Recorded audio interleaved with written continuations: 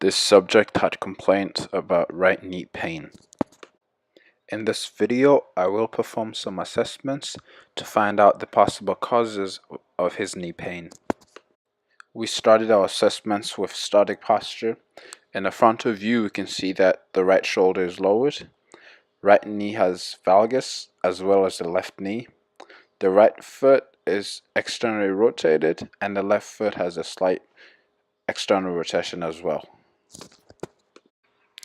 In the lateral view, we can see that the right foot is externally rotated. In the posterior view, we can see that the right shoulder is lowered. There is a symmetrical weight shift to the right side and knee valgus once again. The next assessment that we performed was the overhead squat. And as you can see, as the subject squats down, the arms are falling forward, knees are caving in a little bit, making a knee valgus, and the feet are turned upwards.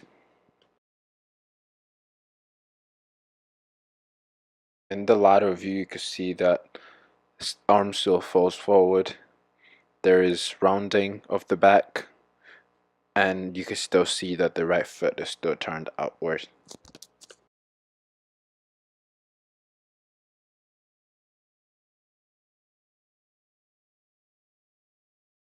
In the posterior view, you can see that the right foot still turns outward. There is asymmetrical weight shift to the right side, and the arms are still falling forward.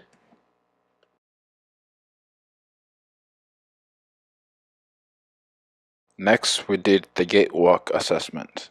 In the anterior view, you can see that there is right knee valgus, and then there's slight knee valgus on the left knee. And there is pronation in both feet. In the lateral view, you can see more foot pronation and isometrical weight shift as the subject takes each step.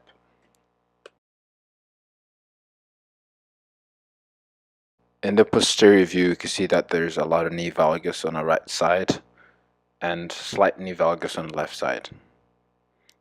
There is pronation on both feet, as well as hip hiking on both sides.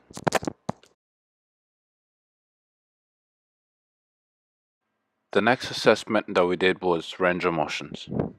First, we did hip adduction, and the result showed that it was 20 degrees. Next, we did hip abduction, and the result showed that we got 34 degrees on both sides.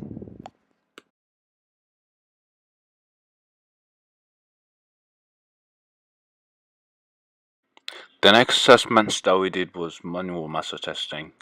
First, we started with the glute maximus, and the result showed that we got 4 out of 5.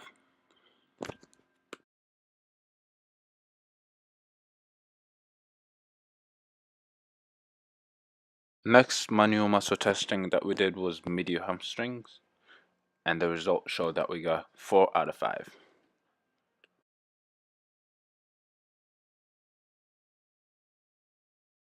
Next, we did glute medius, and the result showed that we got 3 out of 5.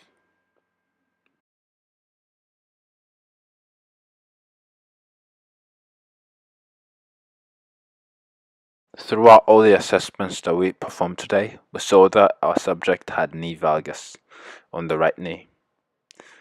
The muscle testing showed that our subject also had weak glute maximus, medius, as well as medial hamstring. This could be a possible reason to why he has knee pain. According to NASM Essential of Corrective Exercise Training, the overactive muscle that could cause knee valgus are adductor complex, bicep femoris, lateral gastrocnemius, TFL, and vastus latillaris.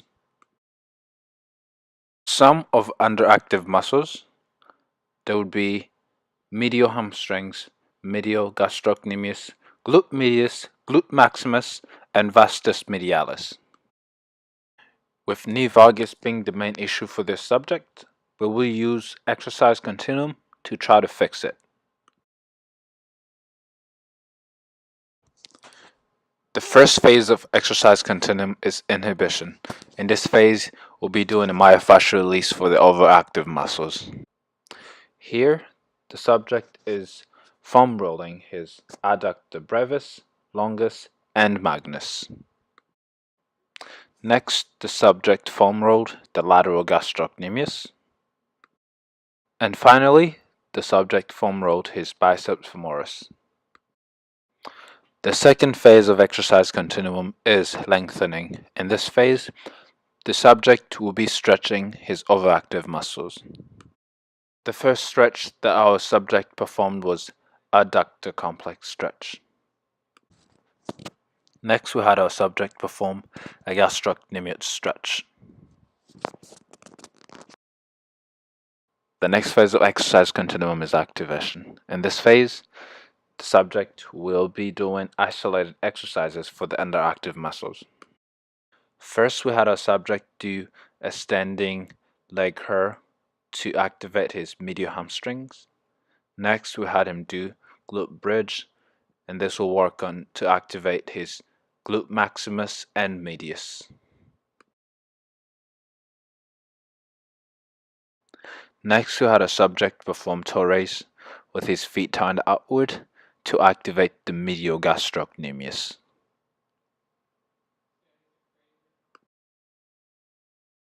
The last phase of exercise continuum is integration. In this phase, the subject will perform dynamic movement exercise. The integration exercise we have first is wall ball squat. This exercise will work on almost all the lower extremity muscles. The next integration exercise is bended squat. This will also work on most of the lower extremity muscles. This concludes my video. Thank you for watching and have a good day.